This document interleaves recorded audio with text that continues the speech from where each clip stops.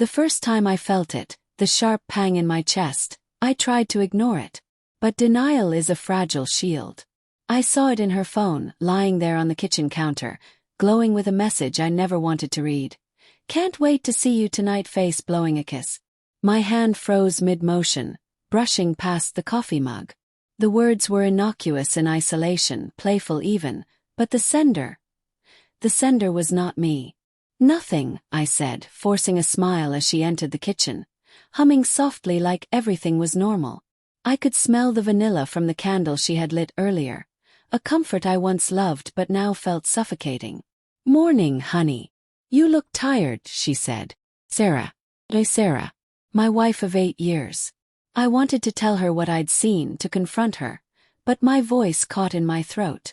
"It's nothing," I repeated, weaker this time. She tilted her head, a small smirk tugging at the corner of her lips. "You're overreacting. Just flirting.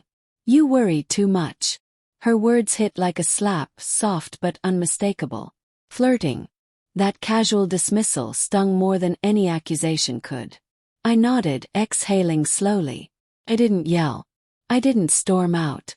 I had learned the hard way that losing control never solves anything. Instead, I sat down at the kitchen table, staring at the message on the counter as if it were a live wire, burning me with its implication. For days afterward, I watched her, studying the subtle shifts in her behavior. The lingering glances at her phone. The little pauses when she laughed at a text. The way she suddenly became overly attentive to my routine, as though trying to cover something invisible. I didn't speak. I didn't accuse.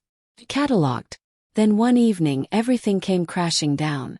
We were at a small dinner party with friends, laughter bouncing off the walls, wine flowing freely. Sarah had that same mischievous sparkle in her eyes, the one I used to find irresistible. And yet tonight it felt like a blade. She was telling a story about a coworker, a man named Mark, and how funny he was. "He's just so charming," she said, brushing a lock of hair behind her ear. Her voice was casual, but I caught the tone, the subtle longing, the way her fingers traced invisible patterns on the wine glass. "Charming?" I asked lightly, trying to sound indifferent. "Oh, come on," she laughed, rolling her eyes. "You're imagining things. It's just friendly banter. You worry too much." Smiled. Come. My friends looked between us, sensing tension but unable to pinpoint it. I had rehearsed my response in my head 100 times. "You know," I said softly, "flirting is often mistaken for friendly banter." Her laughter faltered. Her eyes flickered to mine, uncertain. "What are you?" I held up my hand, interrupting her before she could defend herself. "I'm not accusing anyone of anything. I'm just making an observation." The room went quiet, though the music and chatter continued around us. There was a charged silence, heavy with unspoken words. Later that night, after everyone had left, I confronted her in the bedroom. The soft glow of the bedside lamp made her look ethereal, almost untouchable. "Almost. Sarah," I said gently, "I know what's been going on." She froze, her hand midway to brushing her hair. "What do you mean?" I held her gaze. "Calm, steady. I've seen the messages. I know about Mark. I know how close you've been acting with him." Her mouth opened, closed, then opened again. "It's not what you think," she said finally, voice trembling. I shook my head. "Don't tell me it's nothing. Don't call it flirting and expect me to smile. I trusted you." Tears welled in her eyes. "I didn't, it wasn't like that. It didn't mean anything." I wanted to scream.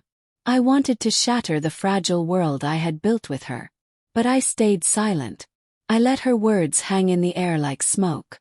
"Did it mean nothing when you stayed late at his place last Thursday? Did it mean nothing when I saw the lipstick on your collar?" My voice was calm, but each word carried a weight she could feel.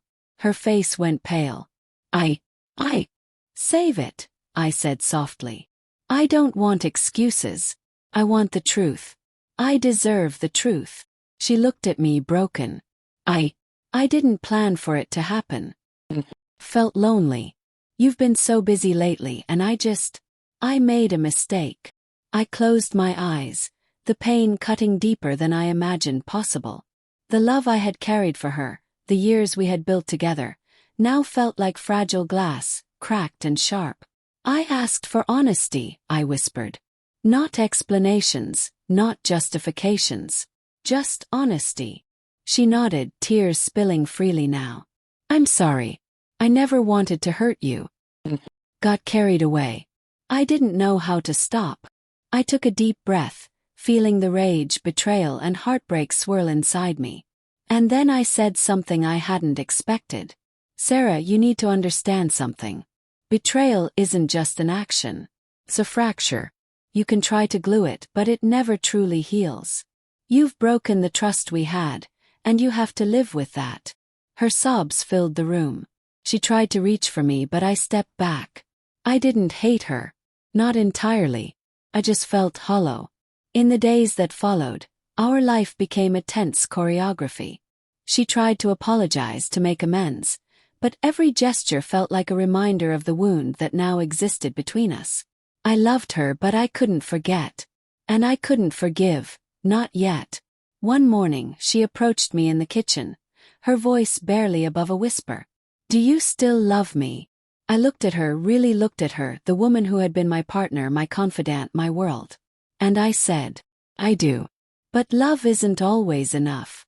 Love needs trust, and right now, we need time. Her face crumpled, but there was a flicker of understanding. She nodded. Not a full reconciliation, not even close. But a recognition of the chasm she had created. Weeks turned into months. The messages disappeared. The glances, the lingering touches, the secretive smiles, all faded. We rebuilt, slowly, painfully, one small act of honesty at a time. But the memory of betrayal lingered, like a shadow at the edge of every room. And yet, I realized something essential. My calm response, the refusal to erupt in anger, had been my shield and my lesson. I didn't need drama to prove a point. I didn't need shouting to convey the gravity of what had happened. Sometimes the quiet truth, the measured pain, speaks louder than any scream. One evening, as we sat on the porch watching the sun sink below the horizon, Sarah reached for my hand. Tentatively, almost cautiously. I'm trying, she said softly. I know, I replied. And I'm trying too. We sat in silence, the kind that is no longer suffocating but contemplative, filled with the possibility of repair. The road ahead would be long, jagged, uncertain. But at least now we were walking it together.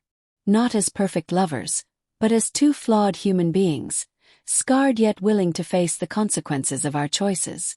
The lesson had been learned, not through anger or confrontation, but through calm, unwavering truth. Sometimes the most powerful words aren't shouted.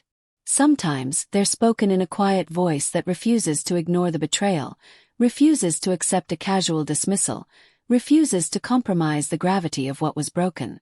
And in that quiet, I found my strength.